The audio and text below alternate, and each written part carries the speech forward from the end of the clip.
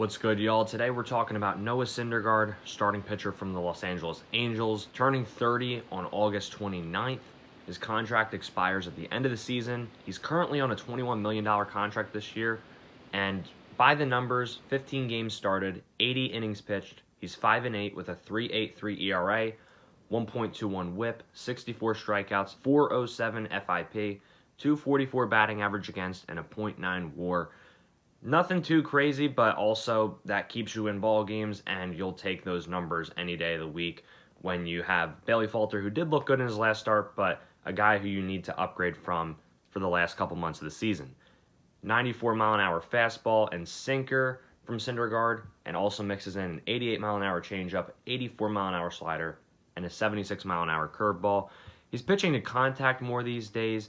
18.6 strikeout rate is the lowest of his career. Obviously, we all know earlier in his career when he was younger, before a lot of the injuries, he could pump it up to 98, even get close to touching 100. Nowadays, not quite the same. He's leveling out around 94, like I said, but he has had success doing that this year. His four seam is left in the middle of the zone sometimes and just gets taken to the stands more than you like. He's given up 5 home runs this year, which is the most of any pitch he's thrown. Can still touch 96, but again, not the same average velo. I think he might have to utilize it a little bit less in the back half of his career or rely a little bit more on that sinker. That sinker I really like. It kind of reminds me of Aaron Nola and Merrill Kelly a little bit, the way it just kind of dives back into the zone. And he can paint it on the corners very well and get up there with velocity a little bit on it. At 167 batting average against. A lot of more heavy sinker ball pitchers, their sinker will get hit pretty well, mostly just because of the high usage rate, but it's a pitch that hitters are used to picking up nowadays. And I think it's important with Syndergaard. Maybe that four-seam incorporating it a little bit more just kind of adds that deception with the sinker, and they're not sure which to prepare for. Now, the changeup, that can also catch a little too much of the plate, gets taken to the gaps more than you'd like, but it still generates a good number of swing and misses as well with a 29.8 whiff percentage.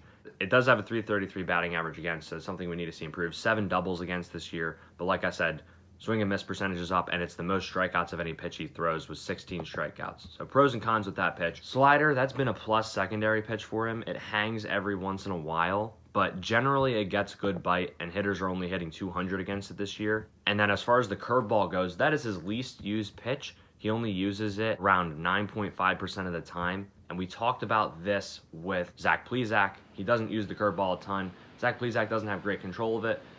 I think Syndergaard, while he doesn't use it a ton, I think it's an absolutely filthy fifth pitch to mix in. It's not always perfect, but 52.8 whiff percentage and a 143 batting average against. So I'm not sure I want him to increase that usage rate while it's been a successful pitch for him.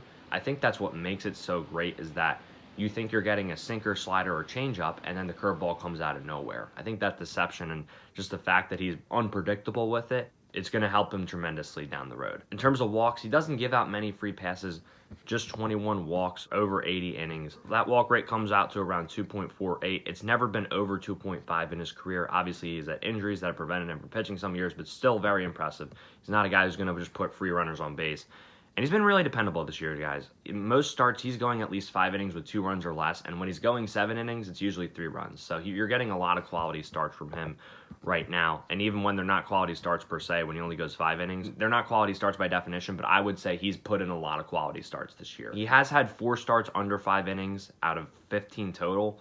I don't love that. Jose Quintana and Drew Smyly have had a number of starts where they have gone under 5 innings, which is a worry for me. But I still think Syndergaard is a guy, for the most part, he's giving you quality appearances. You look at his game logs, especially since the start of June, he has been much, much better. His ERA in the 7 starts since the start of June is 3.63, his FIP is 4.03, and his batting average against is 2.30. So things have been much better for him as of late. In 2 of those 4 starts where he went under 5 innings, he had 2 notably bad ones, one of which he went 2 1/3 with 5 earned runs. Another was just 2/3 of an inning with 4 earned runs. I'd like to know a little bit more about the story on that.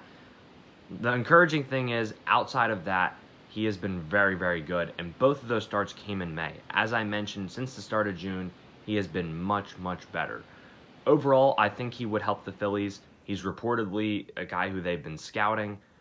Being that he is a rental, he might not be as difficult to acquire as some of the other big names on the market, or even a Zach Eflin, who has 3 years of arbitration remaining and is younger. I also think he'd be more expensive than other rentals, such as a Jose Quintana, a Chad Kuhl. So I think that's something you got to keep in mind. I kind of like the idea of getting someone like a Brad Keller, a Merrill Kelly, a Tyler Mahle, especially Keller and Mahle both have a year of control left, and then they go into free agency. Merrill Kelly obviously has some years left, and I really like him a lot. The injuries are a concern with Syndergaard. He's had a long history of them. I'm surprised he got paid what he did in free agency this year. Hopefully that's behind him. He's been fairly healthy this year. I'm good with it. Again, it really comes down to the price. Like, I'm not giving up any prospects for a rental who has had injury problems. I need to see what that cost is. I think it's really, I'm really not giving up anything crazy for him, right? It might be smarter to focus elsewhere for a potentially cheaper rental, but I do like them. I do like that we're interested in them, and I wouldn't be opposed to it. So thank you all for watching. Let me know your guys' thoughts. As always, appreciate the support lately. It's been amazing. God bless y'all. We'll see y'all later. Peace out.